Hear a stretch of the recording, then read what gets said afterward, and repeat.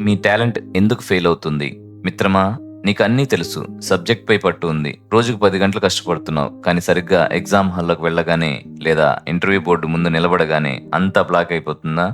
చేతులు వణుకుతున్నాయా? నీ టాలెంట్ నిన్ను ఎందుకు కాపాడలేకపోతుంది? దీనికి సమాధానం ఈ చిన్న జెన్ కథలో ఉంది. జపాన్‌లో ఒక గొప్ప విలుకాడు ఉండేవాడు. అతని గురి అమోఘం. వందల దూరం నుంచి ఒక చిన్న పండును కూడా బాణంతో కొట్టగలడు. కానీ అతనిలో ఒక గర్వం ఉండేది. నేనే అందరికన్నా గొప్ప అని. ఒకరోజు అతను కొండల్లో ఉండే ఒక ముసలి జెన్ మాస్టర్‌ని కలిశాడు. తన టాలెంట్‌ని చూపిస్తూ, "నేను గాలిలో వెళ్ళే పక్షిని కూడా కొట్టగలను. నువ్వేం చేయగలవు?" అని గర్వంగా అడిగాడు. ఆ మాస్టర్ నవ్వి అతన్ని ఎత్తైన కొండ అంచు దగ్గరకు తీసుకెళ్ళాడు. ఆ కొండల మధ్య ఒక విరిగిపోవడానికి సిద్ధంగా ఉన్న చెక్క వంతెన ఒకటుంది. కింద చూస్తే వేల అడుగుల లోయ.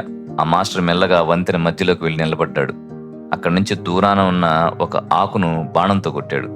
తిరిగి వచ్చి ఆ విలుకాడుతో అన్నాడు, "ఇప్పుడు నీ వంతు." ఆ విలుకాడు ఆ వంతెన మీద అడుగు పెట్టగానే కింద ఉన్న లోయ చూసి అతని గుండె ఆగిపోయినంత పనయింది. కాళ్ళు వణకడం మొదలయ్యాయి. నిలబడ్డమే కష్టమైంది. బాణం వదలడం పక్కన పెడితే వంతెన మీద కూలబడిపోయాడు.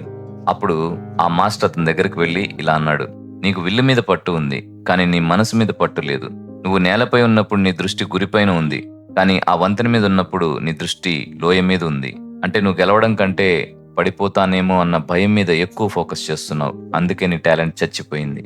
మన జీవితంలో కూడా ఇదే జరుగుతుంది. మిత్రమా, మనం కూడా సరిగ్గా ఇదే తప్పు చేస్తున్నాం. ఎగ్జామ్ రాసేటప్పుడు ర్యాంక్ రాకపోతే ఎలా అని ఆలోచిస్తాం.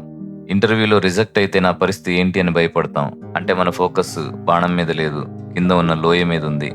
దీన్నే భగవద్గీతలో శ్రీకృష్ణుడు కర్మణ్యేవాధికారస్తే మా ఫలేషు కదాచన అన్నాడు. నీ టాలెంట్ ఫెయిల్ అవ్వకూడదు అంటే నువ్వు ఫలితాన్ని మర్చిపోవాలి. గెలవాలనే ఆరాటం, ఓడిపోతాననే భయం ఈ రెండూ లేనప్పుడే మనసు ప్రశాంతంగా ఉంటుంది. ఆ ప్రశాంతతలోనే నీ టాలెంట్ అద్భుతంగా పనిచేస్తుంది.